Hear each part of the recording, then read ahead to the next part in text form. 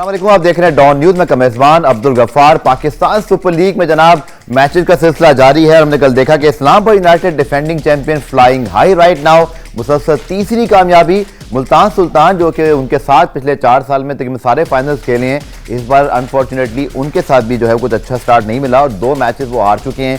आज एक rare of day है। आई एम श्योर जो PSL लवर्स हैं वो आज थोड़ा बोर भी होंगे क्योंकि हमें आदत होगी रोज मैच की और अभी आज हम खुद भी मिस कर रहे हैं। लेकिन कल जनाब कराची किंग्स और कोयटा ग्लैडिएटर्स का मैच कराची में होगा। आपको पता है कि सरफराज अहमद की वजह से और कोयटा ग्लैडिएटर्स के ऑनर्स क्योंकि कराची से हैं, तो एक तरह से कराची कोयटा राइवलरी एक ही शहर में 2 बनी हुई है, तो उसका अलग मजा आता है। इसके साथ साथ कराची में जनाब क्राउड क्यों नहीं आ रहा, और इसके अलावा पाकिस्तान सुपर लीग में ओवरऑल जो सब कुछ हो रहा है पॉइंट टेबल, वो आपके साथ शेयर करेंगे। और रोज की तरह मेरे साथ मौजूद हैं फैसल इलियास, जिन्हें हम खुशामदीद कहते हैं। फैसल क्विक चैट आपके साथ करूंगा, लेकिन पहले पॉइंट टेबल पे चलते हैं और ये मैटर कर रहा है। आप देखें Islamabad right at the top with 6 point, proven to be the best team right now. Lahore बहुत अच्छा जा रहे हैं, एक मैच के बाद संभल गए, बट मुल्तान और पेशावर फैसल बड़े प्रॉब्लम में है। और मजे की बात यह है कि 19 तारीख को हम इन दोनों ने एक दूसरे के खिलाफ मैच खेलना है। I think this is going to be one hell of a match, क्योंकि एक तो दोनों टीमों को वैसे मैच खेलना है, पर यह भी पता है कि अगर यहाँ हार गए या जीत गए, दोनों सूरतों में it will decide this fate in the coming scenarios. क्या कहते हैं आप इसके हवाले से? पॉइंट्स टेबल को अगर देखा जाए, अभी तक के जो परफॉर्मेंसेस हैं, हम ऑफ कैमरा में बात कर रहे थे कि ये 4 टीमें जो ऊपर हैं वही लग रहा है कि टॉप 4 होंगे, but it's too early to say, क्योंकि हमें पता है कि मुल्तान की टीम एक अच्छी टीम है, पेशावर की टीम भी कमबैक कर सकती है, लेकिन ये 2 वो टीमें हैं जो पिछले साल टॉप 4 में थी, इस बार स्ट्रगल कर रही हैं। और देखें, अगर हम कल के मैच पे आएंगे तो बिल्कुल दिख रहा है कि जो कप्तानी में गलतियां हो रही है ना, वो इवेंचुअली रिजल्ट पे अफेक्ट कर रही हैं। कल के मैच में अगर आप देखें तो टॉस जीता रिजवान ने, ओवरकास्ट कंडीशन में उन्होंने बॉलिंग कराने का फैसला किया। और आप सोचिए, एक ओवरकास्ट कंडीशन में अगर बॉलिंग कोई कराना चाहता है तो क्या वो स्पिनर के थ्रू अटैक करेगा? उन्होंने ब्रेसवेल से 3 ओवर करा दिए शुरू में, जिस पे रन बन गए। ओवरकास्ट कंडीशन से आप अपने पेसर्स को यूज करें, आप अपने पेसर्स को ला रहे हैं 11वें ओवर के बाद। तो ये जो गलतियां हैं, आई एम दीस। और कल वहां जो हेयर स्टॉर्म हुआ और उसके बाद तो वैसे ही जो है ना, सुना कि थोड़ी सी खुनकी भी मौजूद थी और मैं तो वहां मौजूद नहीं था, आप मौजूद थे, बट डेफिनेटली आपके लिए कंडीशन ऐसी हो जाती है। तो एक बड़ा क्रेजी किस्म का कल वेदर भी हुआ इस्लामाबाद में, जो कोई एक्सपेक्ट नहीं करता। बहुत सारे खिलाड़ियों ने भी उस ज़ालाबारी की, और आप कह लें कि हेयर स्टॉर्म यानी कि ओले जो इतने बड़े बड़े पड़े, बड़ा नुकसान भी हुआ। तो हम कहते हैं चले जी, लोग महफूज भी रहे, लेकिन कल खिलाड़ी भी उस हवाले से बड़ी चीजें पोस्ट कर रहे थे। तो straight 3rd win for Islamabad and 2nd consecutive defeat for Multan Sultan. But अगर फैसल जैसे हम पुरान से पहले हम बातें कर रहे होते, वही फिर रिपीट भी कर रहे होते, what is the बड़ा master stroke proven to be the selection of Jason Holder, जो पहले मैच में 4 विकेटें ली। कल अगेन उन्होंने जो है वो 4 विकेटें ली, 32 रन जब बनाए हैदर अली के साथ मिलकर। That was supposed to be the game changer partnership. Jason Holder from nowhere is just dominating the PSL right now, very surprisingly. हाँ, और इन्होंने, अगर आप IPL में भी देखें तो इन्होंने बड़ा अच्छा खेला है। ये IPL में ना सिलेक्ट होने का गुस्सा उतार रहे हैं हो सकता है, लेकिन मैं बड़ा सरप्राइज हूँ कि IPL में किसी टीम ने पिक नहीं किया। Is a good player. और कल जिस तरह की बैटिंग, अच्छा बॉलिंग में तो हमेशा अच्छे ही होते हैं, बिकॉज बहुत टॉल बॉलर है, बहुत ऊपर हाई आर्म एक्शन है। और कल सीमिंग कंडीशन थी, आप देखें नसीम शाह को खेलना मुश्किल था, जॉर्डन को रन पड़ गए बिकॉज जॉर्डन को वो 11वें ओवर के बाद लाए थे। बिल्कुल। तो मुल्तान की जो स्ट्रेटेजी थी वो बहुत गलत थी। ठीक है। Coming back to Jason Holder, he batted like a champion batter, मतलब जिस तरह उन्होंने फिनिश किया है अभी तक। आप देखें, इन्होंने 2 बार फिनिश किया है इस्लामाबाद के लिए। सैम बिलिंग्स ने बहुत अच्छे लोअर ऑर्डर में बैटिंग की है। वी स्टिल हैव टू सी कि पाकिस्तान की तरफ खुशदिल ने कुछ एक किया है। पाकिस्तानी प्लेयर्स को ये सीखने की जरूरत है कि किस तरह आप गेम को फिनिश करते हैं, किस तरह आप लास्ट ओवर्स में खेलते हैं। तो ये बड़ी अच्छी लर्निंग होगी हमारे प्लेयर्स के, बिकॉज हैदर अली भी उनके साथ अच्छे स्ट्रोक्स खेले, और हैदर अली ने फील्डिंग भी बड़ी अच्छी की है। तो इस्लामाबाद की आप देखें, सिर्फ बैटिंग बॉलिंग नहीं, फील्डिंग में भी उन्होंने बड़ा अच्छे कैचेस लिए हैं, बाउंड्री पे भी कैचेस लिए हैं। तो all of this contributes towards the win, और ये एक बड़ी कॉन्फिडेंट विन है इस्लामाबाद के लिए। एक और चीज मैं जरूर डिस्कस करूंगा, Islamabad the most successful team, 3 title जीते हुए, और ऑफ कोर्स हर टूर्नामेंट में ऐसी डोमिनेट करते हैं। वेरी रेयर यू सी कि अगर ये टूर्नामेंट नहीं भी जीते तो ये बहुत ऑफ कलर जा रहे हो, ये प्लेऑफ में कोई एक बड़ा मैच हार जाते हैं या ऐसा कुछ होता है। बट एक चैंपियन माइंडसेट जब आपकी टीम को होता है फैसल, कितना फिर मैटर करता है कि साहिबजादा फरहान शायद किसी और टीम में होते हैं, बट वो इस्लामाबाद में हैं तो चमक रहे हैं। इसी तरह अगर आप देखें तो आजम खान ने भी प्रीवियस सीजन में एक तो बड़ी अच्छी नहीं खेली हो, फिर हैदर अली भी इनके साथ कंसेक्यूटिव, आई थिंक 2nd तो मुझे याद है, शायद 3rd भी हो। तो वो जो माइंडसेट माइक हसन ने बनाया हुआ है इस्लामाबाद का है, नजर आ रहा है कि वो सब उसमें आकर ढल जाते हैं और उनको अच्छा एटमॉस्फेयर मिल रहा है। The player look very relax and very eager to perform. Even Salman Ali Agha भी इसी में आते हैं। इसमें कोई शक नहीं है। आप देखें जिस तरह की कप्तानी, शादाब को हम बहुत क्रिटिसाइज करते हैं उनकी अपनी परफॉर्मेंसेस की वजह से, जो अब बेहतर भी थोड़ी हो रही है, बॉलिंग कल उन्होंने अच्छी कराई है, लेकिन अगर आप ये देखेंगे कल के मैच में भी मुल्तान सुल्तान को अच्छा स्टार्ट मिल गया था। बिल्कुल, रिजवान खड़े थे, उस्मान खड़े थे, पावर प्ले में इनके अच्छे रन आ चुके थे इस्लामाबाद से ज्यादा, लेकिन आप देखिए शादाब के फेस पे जो है ना वो वरीनेस आपको नहीं दिखती है, मतलब उससे पूरी टीम लिफ्ट होती है। वो अगर चौके छक्के भी पड़े तो मुस्कुरा रहे होते हैं, लेकिन ये लगता है कि उनके दिमाग में प्लान्स होते हैं। जिस तरह उन्होंने पूरे अपने बॉलर, अब आप देखें इन्होंने स्पिनर्स को बिल्कुल सही यूटिलाइज किया। ये मतलब थर्ड चेंज पे ये स्पिनर्स को अपने लाए। इमाद वसीम को उन्होंने रोका बिल्कुल, वरना देखिए इमाद वसीम को आपका इंस्टिंक्ट होगा कि उसको ऊपर करवाएं, लेकिन उनको पता था कि सीमिंग कंडीशन से पेसर्स को यूटिलाइज करते हैं, और उन्होंने पेसर्स पे स्टिक किया।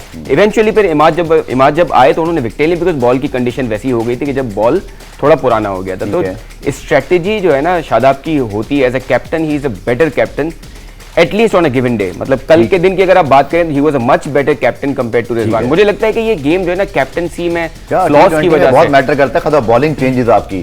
बिल्कुल, coming back again to Sahibzada Farhan factor, because जब आपके पास ऐसा ओपनर हो जो एक मैच में 42 पे 100 कर रहा हो, अगले मैच में वो 35 पे 53 कर रहा हो ना, Munro you know as ever performing well, तो इस्लामाबाद को तो क्या जबरदस्त किस्म का बोनस मिल गया। साहबजादा फरहान डोंट फॉरगेट सबसे लास्ट में पिक हुए थे जी। जब इन्होंने नेशनल T20 में जाके परफॉर्म किया, तो ये आए और उन्होंने पिक नहीं हुए थे, आते ही छा गए, और इनिशियली पिक नहीं थे, इनको आखिरी मौके पे सप्लीमेंट्री में शामिल किया गया।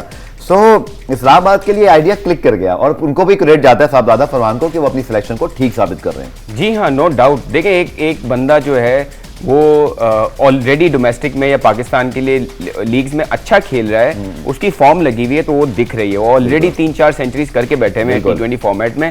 कल भी उनको देखें, उसामा मीर की बॉल पे जो मिड विकेट पे कैच पे आउट हुए हैं, वो शॉट भी इतना बुरा नहीं था। अगर कोई और ग्राउंड होता तो ये स्क्वायर साइड पे ये मतलब एक छक्का ही होता। So overall he is playing good cricket, और मुझे लगता है कि he has a point two prove. इस टूर्नामेंट में देखें वो कोशिश कर रहे हैं ये प्रूव करने की कि he deserves to be in the team and he deserves to be in the Pakistani side as well. बिल्कुल ठीक है। मैंने बहुत सारे एक्सपर्ट्स को ये कहते सुना है कि बड़ी ज्यादती हुई है ये डिफरेंट नंबर पे भी खेले ये कि इनको आपने ज्यादा चांसेस नहीं दिए, बिकॉज ये सिस्टम से आ रहा है बंदा। बिल्कुल, आपकी पसंद के जो प्लेयर्स होते हैं उनको 10-10 मैचेस मिलते हैं, लेकिन जो ये सिस्टम के थ्रू प्लेयर्स आते हैं इनको 2-3 मैचेस में बात। बिल्कुल, आप ब्रेक पे जब जा रहे हैं फैसल आके इस पे बात करेंगे, क्योंकि ना सिर्फ वो न्यूजीलैंड में ज्यादा खेले उस वक्त, क्योंकि वो पाकिस्तान विकेट पे ज्यादा बड़े प्लेयर समझे जाते हैं ये एशियन कंडीशंस में, दूसरा उनके नंबर भी आगे पीछे होते हैं। तो Sahibzada Farhan definitely knocking the door again, लेकिन इस पे हम आगे चल के फैसल में बात करूंगा कि प्रॉब्लम फिर वही है, हमारे पास सारे ओपनर्स ही आ रहे हैं अभी भी, हमारे पास रिजवान, बाबर, साइम, हारिस। सर इसकी वजह है ना, क्योंकि आपके जो देखें विराट कोहली मिडिल ऑर्डर में आते हैं, वन डाउन आते हैं, जी। आपके ऊपर के प्लेयर जगह छोड़ने को तैयार नहीं है ना, बाबर नीचे आने को तैयार नहीं है।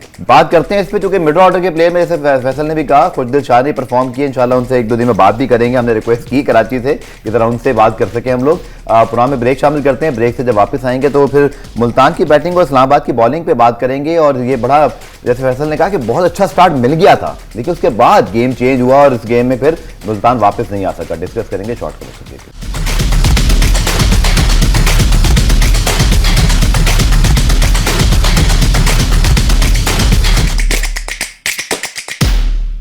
So now coming back to Multan sultan and Islamabad United match, और हमने देखा जैसे फैसल आपने बिल्कुल ठीक कहा कि रिजवान और जब बैटिंग कर रहे थे उस्मान खान, तो अच्छा स्टार्ट मिल गया था। दूसरी विकेट जब गिरी तो उस पर स्कोर 62 रन था 5.5 ओवर्स में, बट उसके बाद गेम चेंज हुआ। अगेन इस्लामाबाद के स्पिनर्स बहुत क्लेवरली बॉल करते हैं, बहुत एक्सपीरियंस है शादाब के पास, इमाद के पास, अच्छा दोनों है भी इस्लामाबाद के, अपने ग्राउंड्स को बहुत अच्छी तरह समझते हैं। और Naseem Shah again I think बड़े छुपे रुस्तम बने हुए इस वक्त, बहुत बड़ी कोई परफॉर्मेंस नहीं है, लेकिन वो अपने टीम में लीडर ऑफ द अटैक बनकर उसको चला रहे हैं। सो अगेन इस्लामाबाद ने जैसे उन लोग की 4 विकेटें अगेन सरप्राइज थी, जो 8 विकेटें हैं, it just seems to very surprising, but again अच्छा मैच होते होते एकदम से मुल्तान सुल्तान क्लैप्स कर गया। आपको 2019 का वर्ल्ड कप याद होगा, जहां पाकिस्तान के अगेंस्ट वेस्ट इंडीज के बॉलर्स ने सिर्फ और सिर्फ बाउंसर्स कराई थी, आंद्रे रसल खास तौर पर। अगर आप जेसन होल्डर की बॉलिंग देखें, ज्यादातर विकेटें इनकी हाइट वाली बॉल्स पे हैं। और पाकिस्तान का मसला ये है सर कि कोई प्लेयर जो है वो प्रिपेयर होकर नहीं जाता शॉर्ट पिच, वरना ये किसी और लीग में होते तो सारे प्लेयर्स रेडी होते कि जेसन होल्डर ने क्या करना, और लंबे कोई एक्सट्रीम पेस नहीं है कोई, लेकिन हमारा मसला ये कि हम उस मैच के लिए प्रिपेयर होकर नहीं जाते, विच इज वेरी डिसअपॉइंटिंग। उसकी वजह से देखें अभी तक अगर 6 या 7 मैचेस हुए हैं, सिर्फ एक मैच है जो दूसरी इनिंग में आखिरी ओवर आखिरी बॉल तक गया है। बिल्कुल ठीक, सही है, मैचेस वन साइडेड हो रहे हैं, प्रिपरेशन नहीं है सही। सही है। तो मसला ये है कि अब जेसन होल्डर के अगेंस्ट कोई स्ट्रेटेजी नहीं थी, ठीक है, वरना आप देखें 6 ओवर में अगर आपका पावर प्ले 60 रन का चला जाए, आपका सिर्फ एक खिलाड़ी। दूसरा आप देखें रिजवान जब बैटिंग पे आए हैं, पहले ओवर में उन्होंने लेग साइड पे शॉट मारा, सही है, बॉल को नहीं देख रहे, वो 3 रन थे कम से कम, वो 1 रन भागे। बिल्कुल बिल्कुल। नेक्स्ट ओवर में अगर आप देखें, एक विकेट गिरने के बाद जब उस्मान भी आ गए, कोई कम्युनिकेशन नहीं थी। उसके बाद 2-3 इवन कमेंटेटर्स ने कहा कि दीज वर इजी 2 और 3 runs where Multan Sultan is only taking 1 run. So वो पता नहीं वो क्या माइंडसेट था। दूसरा देखें रिजवान की जो लेग साइड की गेम है, वो लेग साइड की गेम पे आप 100 तो किए उन्होंने एक, लेकिन वो कराची की पिच पे 100 हुए, उसमें भी देखें अगर आप वैगन व्हील देखें उनकी इनिंग्स का, उसको कंपेयर करें आप जेम्स विंस की इनिंग्स से, हर तरफ शॉट दिखेंगे आपको। तो एक और हम देखते हैं इंटरनेशनल क्रिकेट में रिजवान 50 ओवर की क्रिकेट में स्ट्रगल करते हैं मोस्ट ऑफ द टाइम्स। अच्छे बॉलिंग अटैक के अगेंस्ट में अगर एक लाइन लेंथ पे बॉल कर रहे हो तो स्ट्रगल करते हैं, कल यही आपको दिखा है। ठीक है। और अगर आपके टॉप के प्लेयर्स 20, 25, 30 रन करने के बाद कोई सिग्निफिकेंट कंट्रीब्यूशन नहीं करते तो फिर 200 चेस करना मुश्किल हो जाता है। कराची ने 200 चेस किए थे, विंस हालांकि 4 विकेटें गिरी, लेकिन जेम्स विंस ने वहां पे 100 रन किए जो ओपनर आए थे। ठीक है। सो आई थिंक ये चीजें जो मुल्तान को सही करनी है। अच्छा, मुल्तान का स्क्वाड भी प्लीज अगर हम दिखा सके। मेरे पास एक सवाल है, मुझे एकदम याद आया कि अगर आप देखें कि कामरान गुलाम, माइकल ब्रेसवेल, इफ्तिखार के बाद फिर डेविड विली अचानक आ जाते हैं, यानी कि प्रॉपर, ठीक है उनकी बैटिंग अच्छी है बट वो उस कैलिबर की नहीं है। But David Willey, Chris Jordan, Usama Mir, Hasnain, Ubaid Shah, मतलब they have, I feel a better shot in their 11। मुझे लगा कल डेविड विली जब आए कि ये इनके पास एक ऑलराउंडर की या कॉम्बिनेशन के हवाले से इनके पास स्क्वाड में दीगर ऑप्शन भी हैं। तैयब ताहिर देखें, इनके पास फैसल मौजूद हैं, इनके पास अगर आप देखें तो शाय होप तो चले खेल रहे हैं, यासिर खान एक बड़ा अच्छा ऑप्शन है जो कि तेज खेलते हैं।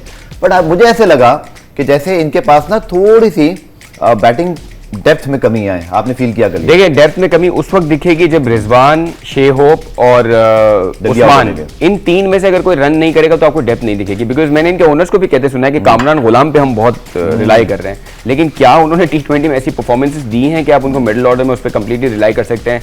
सिमिलरली में है, पर अभी उस तरह से PSL में काम नहीं किया उन्होंने। सिमिलरली इफ्तिखार को अगर आप देखें तो वो खुद कहते हैं वो 4 में से 1 में या 5 में से 1 मैच में परफॉर्म करेंगे, वो भी to some extent leg sided player हैं, वो कंप्लीट बैटिंग के कंप्लीट पैकेज नहीं है। तो मुझे लगता है कि yes they have a problem in their batting.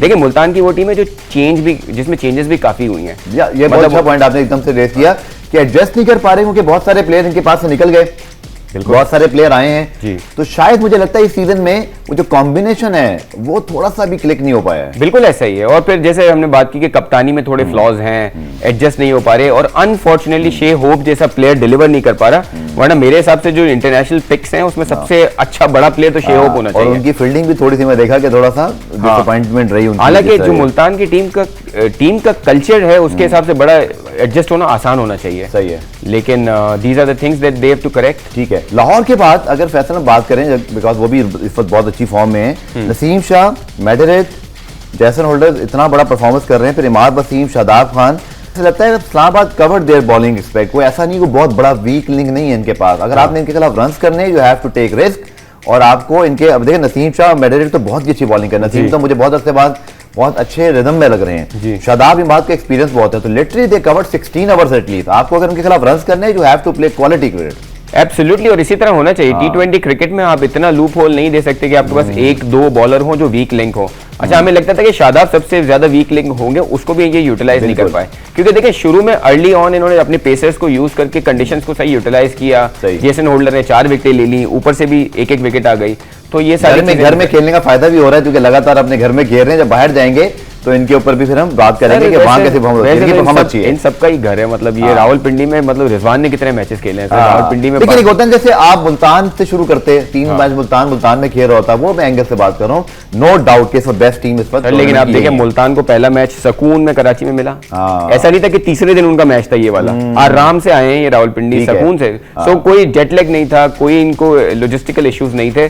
This loss का पॉइंट ठीक है, मैं ये कह रहा हूं कि इस्लामाबाद जब मूव करेगा ना, हाँ थोड़ा सा ये पता चलेगा इनके फिर जो बॉलर्स हैं उन कंडीशन में। ये लीग इतनी छोटी है ना कि यहाँ पे अगर आप 4-5 मैच शुरू में जीत लें, आपके 10-12 पॉइंट मोमेंटम बन जाता है, मोमेंटम बन जाता है। Islamabad I think for their credit they are playing quality cricket, they have a fantastic 11। और पिछले साल ये कराची में फाइनल जीते थे मेरे। बिल्कुल कराची में जीते थे। चलिए जी, हमें प्रोग्राम में ब्रेक पे जाना है कि ब्रेक से पहले आपके लिए बड़ी जबरदस्त अनाउंसमेंट है कि माई टैलेंट और ऐप आप डाउनलोड कीजिए, इस ऐप को डाउनलोड करने का फायदा ये होगा कि पीएसएल और क्रिकेट के शोज आप यहाँ देख सकते हैं, डिस्कशन देख सकते हैं, एनालिसिस देख सकते हैं, उसके साथ साथ ढेरों आपके लिए एक्साइटमेंट चीजें भी यहाँ मौजूद हैं। फिर जनाब एक अहमद शहजाद शो भी हो रहा है माई टेलिविजन ऐप पर, तो वो भी आप इंजॉय कर सकते हो। Before after matches you can always tune in to my television app, इसको डाउनलोड कीजिए और पीएसएल का मजा दोबारा कीजिए। प्रोग्राम में ब्रेक शामिल करते हैं, ब्रेक से वापस आएंगे तो एक टॉपिक बड़ा हाईलाइट हो रहा है, कराची में क्राउड क्यों नहीं आता, और इस बार भी सिर्फ 5 मैचेस मिले, the biggest city of Pakistan, why crowd is not coming. Senior journalist Iqbal Baig sahab से जानेंगे इसकी राय, इसके मतलब क्या एक्चुअली हिडन फैक्ट्स हैं, क्योंकि बहुत सारे लोग ये तो कहते हैं कि क्राउड नहीं आ रहा, पर क्यों नहीं आ रहा वो डिस्कस करेंगे short commercial break.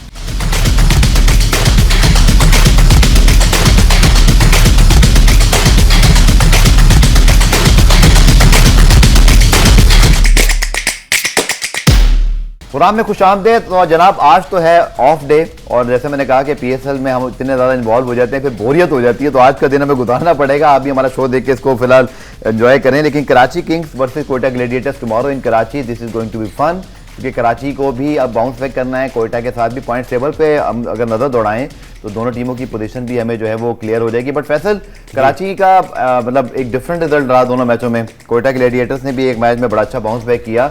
So again अब आने वाले मैचेस में आप हारे या जीते आपके लिए तो इंपॉर्टेंट है, but context of the point table, वो कहते हैं ना गलती गुंजाइश निश्ता ना हो। स्पेशली अगर हम बात करेंगे एक और मैच की, कल तो जनाब रिजवान और शादाब की टीमें, ये कल का मैच था सॉरी, तो हम जनाब बात करें कराची के किंग्स वर्सेस कोयटा ग्लेडिएटर, उसके बाद पेशावर का और मुल्तान का 19 को मैच है, दोनों टीमें 2-2 डाउन है, अब गलती नहीं कर सकते। बट कल के अगर मैच फैसल में आपका एनालिसिस दूं, how you see Karachi Quetta in Karachi, specially माहौल तो बनेगा कल, क्राउड अगेन क्राउड, दोनों टीमों के लिए एक तरह से एक जैसा पीएसएल रहा है सो फार। दोनों की पहले मैच में बड़ी शानदार फतुहात और दूसरे मैच में दोनों ने फॉल्टर किया है। कराची के लिए देखें, कराची अपने ग्राउंड में खेल रहा है, पहले 2 मैचेस अपने ग्राउंड में खेले हैं, अब उनको कंडीशंस का काफी हद तक अंदाजा हो गया होगा, फर्स्ट बैट का भी, सेकंड बैट का भी।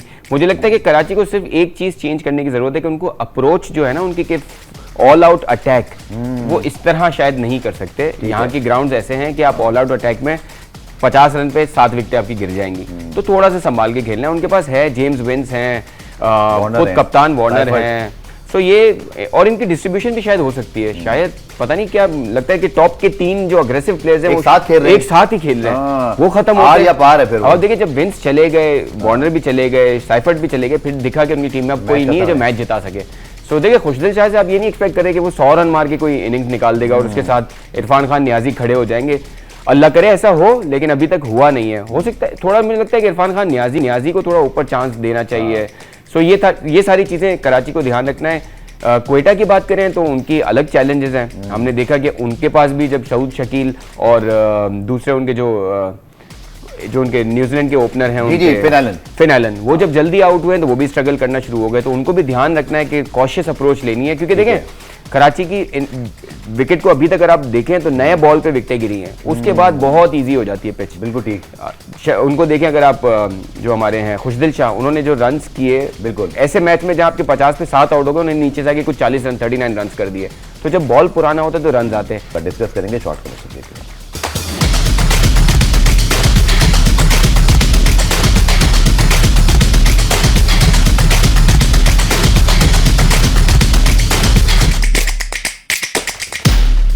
प्रोग्राम में खुशामदीद। तो जनाब आज तो है ऑफ डे, कराची का पहले स्क्वाड हमारे सामने आ जाए कि ऑप्शंस क्या है, पॉइंट ठीक है, क्योंकि शायद एक आध प्लेयर को आप ऊपर खिलाएं। वैसे इसमें भी कोई सवाल, अभी मदर अरशद जो बड़े अच्छे हमारे जर्नलिस्ट भी हैं और स्टैटिस्टिशियन हैं, उन्होंने बड़ा अच्छा ट्वीट किया जो हम कल भी डिस्कस करते कि क्या इमर्जिंग कैटेगरी वाला मामला कुछ थोड़ा सा होल्ड नहीं कर देना चाहिए बहुत सारे, क्योंकि एक प्लेयर इमर्जिंग खेलेगा ना, उस वजह से आपके बहुत सारे प्लेयर जो स्क्वाड में अच्छे मौजूद हैं, जैसे फैसल अकरम की मुल्तान सुल्तान में भी जगह नहीं बन पाती, बिकॉज इसाम अमीर भी आपके पास हैं, आपको बैटिंग की टेस्ट भी बनानी है, तो उस पर इमर्जिंग भी खेलेगा। सो आप नहीं समझते वो वक्त आ गया कि शायद इमर्जिंग प्लेयर्स आपके बहुत सारे फैसला करें, जैसे जो ऑलरेडी इमर्जिंग है बट वो सिल्वर में चले गए हैं, तो आप इस रूल को रिलैक्स करें।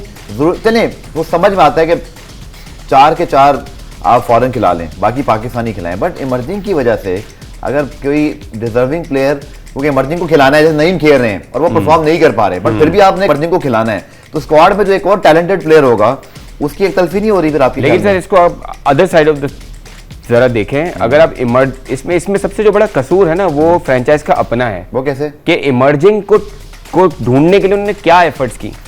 अब आप लाहौर जैसी टीम में जो इतना सारा साल कैंपेनिंग करते हैं, वहां से मोहम्मद नईम जैसा प्लेयर निकला है जिसको कुछ पता ही नहीं है मतलब कि ऑफसाइड की बॉल को कैसे खेलना है। ये सवाल इसलिए इमर्ज हो रहा है कि फिर क्या इमर्जिंग क्वालिटी अच्छी नहीं है तो फिर कुछ और इमर्जिंग की क्वालिटी तो सर वो जो फ्रेंचाइज है उसने निकालनी है ना।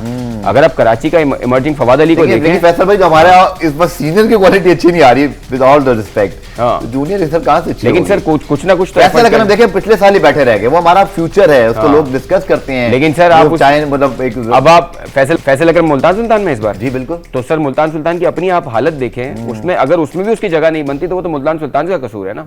उनकी टीम कुछ अभी कोई खास तो नहीं कर रही कि अब उसका कॉम्बिनेशन चेंज नहीं हो सकता। अगर वो फैसल अकरम इतने अच्छे खिलाना जरूरी है, फैसल भाई आपसे ये ऑप्शन मुझे लगता है जरूरी है, जरूरी ताकि एक प्लेयर को चांस मिलता रहे। जरूरी का जो वर्ड है ना वो बड़ा मतलब मैच जीतने के लिए जरूरी नहीं है, लेकिन पाकिस्तान की डेवलपमेंट के क्रिकेट की डेवलपमेंट के लिए जरूरी है।